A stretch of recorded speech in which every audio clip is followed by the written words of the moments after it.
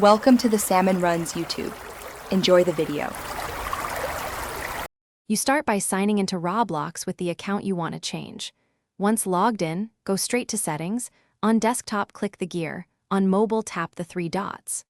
Open Account Info and then choose Privacy so the controls load. This step matters because access determines which options you can change. Make sure you are the account owner or have permission. If two-factor is active, complete that prompt so you don't get locked out while editing settings. Now focus on each privacy field. Who can contact me, who can message me, and who can join me. Choose friends or no one for stricter control. Friends reduces random invites, no one blocks all. For younger accounts, enable account restrictions to limit chat and content automatically. Once done, review blocked users to remove or confirm blocks.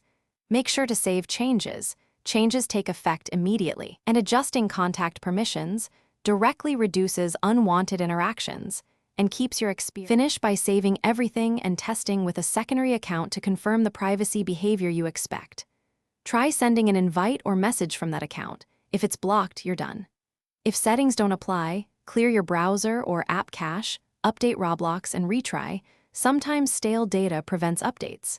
Make sure to document steps and screenshots before contacting Roblox support. That speeds up help. One troubleshooting tip: log out and back in after clearing cache to force fresh permission checks.